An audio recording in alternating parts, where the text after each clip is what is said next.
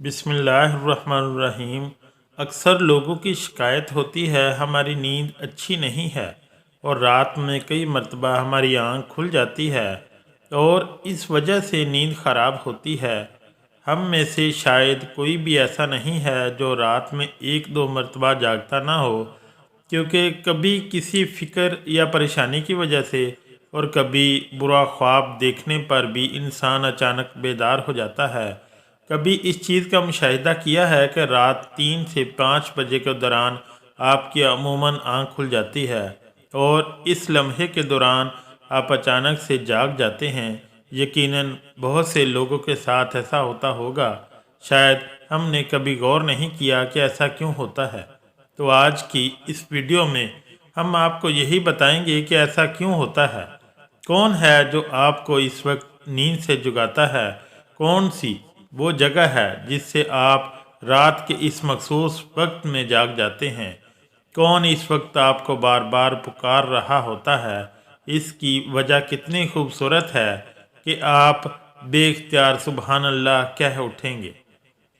आगे बढ़ने से पहले आपसे गुजारिश है कि इस वीडियो को लाइक कर दें। ख़वातीन व हज़रात, दुनिया में हर अमीर व गरीब, नेक व बद को कुदरत के कानून के तहत दुखों और गमों और परेशानियों से किसी न किसी की शक्ल में ज़रूर वास्ता पड़ता है और दुनिया मुसीबतों और गमों और परेशानियों का घर है। बाज़ लोग औलाद की नाफरमानी की वजह से परेशान हैं। कुछ लोग मालो इसबाब के ख़त्म हो जाने पर गम में डूबे रहते हैं, यानी इंसान किसी न किसी फ़िक्र या परेशानी की वजह से नींद की कमी का शिकार होता है और इन ज़हनी परेशानियों की वजह से रात को बार बार आँख खुलती है। लेकिन अमूमन ऐसा होता है कि रात मखसूस वक्त यानी 3 से 5 बजे के दौरान हम अचानक से जाग जाते हैं और गर्मियों में ये वक्त बदल जाता है। इस लम्हे हम अचानक जाग जाते हैं। ये सूरत हाल बहुत से कम लोगों के साथ पेश आती है। यकीनन बहुत कम लोगों के साथ ऐसा होता होगा, लेकिन शायद कभी आपने इस पर गौर नहीं किया होगा कि ऐसा क्यों होता है। अगर ऐसे हो तो इस वक्त आपने क्या करना है, तो चलिए नबी करीम सल्लल्लाहु अलैहि वसल्लम की अहादीस मुबारका की रोशनी में आपको बताते हैं कि ऐसा क्यों होता है और फिर आपको अहादीस और जदीद साइंस की रोशनी में भी बताएंगे कि अगर दोबारा आपके साथ ऐसा हो तो इस वक्त आपको ऐसा क्या करना चाहिए जिससे आपको ज़िंदगी की हर खुशी मिल जाए। अगर आप रात 3 से 5 बजे के दरमियान अचानक नींद से बेदार हो जाते हैं, आप किसी मर्ज़ में मुब्तला नहीं बल्कि खुश नसीब इंसान हैं, क्योंकि इसके दौरान आपका रब आपको याद करता है। ये रहमत के फरिश्ते होते हैं जो आपको बार बार नींद से उठाते हैं। रात के वक्त अल्लाह ताला अपने बंदों के ज़्यादा करीब होता है ताकि वो इनके लिए रहमत और तौबा के दरवाज़े पूरी तरह खोल दे। हज़रत अबू हुरैरा रज़ी अल्लाह ताला अन्हु से मरवी है कि हजूर अकरम सल्लल्लाहु अलैहि वसल्लम ने फरमाया, हमारा बुजुर्ग व बरतर परवरदिगार हर रात आसमान दुनिया पर नज़ूल फरमाता है। जब आखिरी तिहाई हिस्सा बाकी रह जाता है तो आवाज़ देता है, कौन है जो मुझसे दुआ करे और मैं इस दुआ को कबूल करूं? कौन है जो मुझसे सवाल करे, मैं इसको इसकी मतलूबा चीज़ अता करूं? कौन है जो मुझसे बख्शिश तलब करे और मैं इसे बख्श दूं? है कोई तौबा करने वाला, मैं इसकी तौबा कबूल करूं? है कोई साइल जिसे मैं अता कर दूं? यहाँ तक कि सुबह तलू हो जाती है। इस तरह एक और हदीस मुबारका है, हज़रत अबू सईद खदरी और हज़रत अबू हुरैरा रज़ी अल्लाह ताला अन्हो से मरवी है। वो बयान करते हैं कि रसूल अकरम सल्लल्लाहु अलैहि वसल्लम ने फरमाया, अल्लाह ताला तवक्कुफ़ करता है यहाँ तक कि 1/3 रात गुजर जाती है تو آسمان دنیا پر نزول فرماتا ہے اور آواز دیتا ہے کہ ہے کوئی مغفرت کا طلبگار، میں اس کی مغفرت کروں، ہے کوئی توبہ کرنے والا، میں اس کی توبہ قبول کروں، اور ہے کوئی سائل، میں اسے عطا کروں، اور ہے کوئی دعا کرنے والا، میں اس کی دعا قبول کروں، حتیٰ کہ فجر طلوع ہو جاتی ہے۔ دوستو، ان 27 احادیث کا مقصد یہ ہے کہ آپ کو اس قیمتی وقت کی اہمیت بتاتے چلیں کہ یہ وقت کتنی اہمیت کا حامل ہے۔ جب ہمارا مالک خود ہی آواز دیتا ہے، مانگ لو مجھ سے جو بھی اس وقت مجھ سے مانگنا ہے، اگر آپ کی آنکھیں 3 سے 5 بجے کے دوران کھل جاتی ہیں تو فوراً اٹھ جائیں اور اپنے رب سے اپنے لیے مانگ لیں۔ اور ان فرامین کا سائنسی فائدہ بھی آپ کو بتا دوں، کیونکہ ہمارے ہاں بعض لوگ ہر چیز میں سائنسی وجوہات ڈھونڈنے کی کوشش کرتے ہیں، تو ان کو سائنسی وجہ بھی بتا دیتے ہیں اور اللہ سے دعا کرتے ہیں کہ وہ انہیں ہدایت دے اور سیدھا راستہ دکھائے۔ سیدنا عبادہ بن صامت سے روایت ہے کہ انہوں نے نبی اکرم صلی اللہ علیہ وسلم کو فرماتے ہوئے سنا، آپ صلی اللہ علیہ وآلہ وسلم نے فرمایا، جو شخص رات کو جاگ اٹھے اور دعا کرے، یا اللہ مجھ کو بخش دے، اس کی دعا قبول ہو گئی۔ اگر وضو کرے اور نماز پڑھے تو نماز قبول ہوگی۔ یہاں نماز سے مراد نماز تہجد ہے۔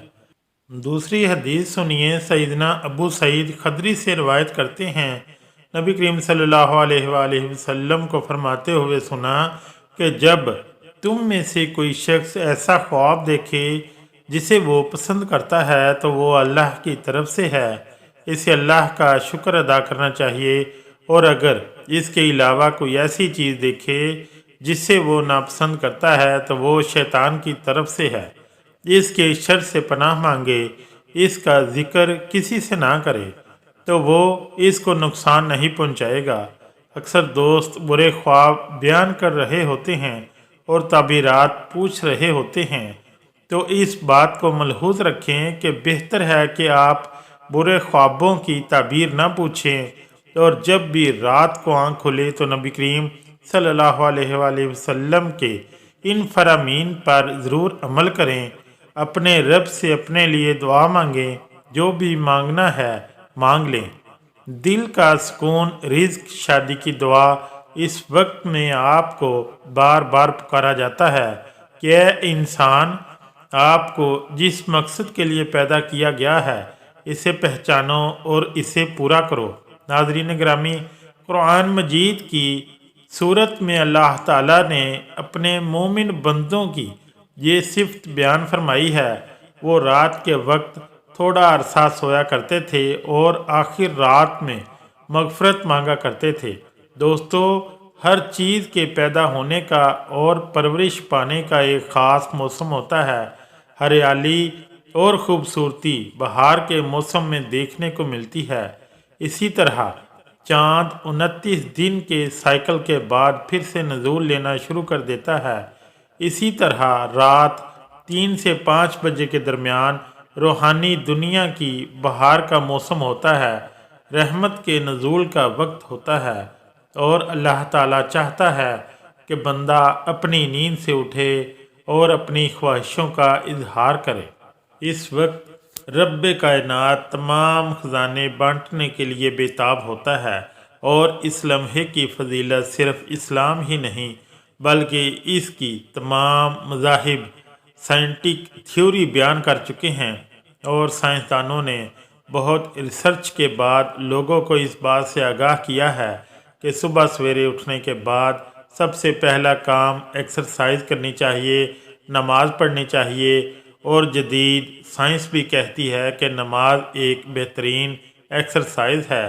اس کے ہر رکن کے الگ الگ فوائد ہیں۔ نماز سے جسم کی تمام بیماریاں ختم ہو جاتی ہیں، اس لیے نبی کریم صلی اللہ علیہ وآلہ وسلم نے 1400 سال پہلے جو حکم دیا، آج اربوں روپے خرچ کر کے سائنس اس کو سچ ثابت کرنے لگی ہے۔ لیکن کچھ لوگ اب بھی اسلام میں کیڑے نکالنے پر گامزن ہیں اور ہمیشہ منہ کی کھاتے ہیں۔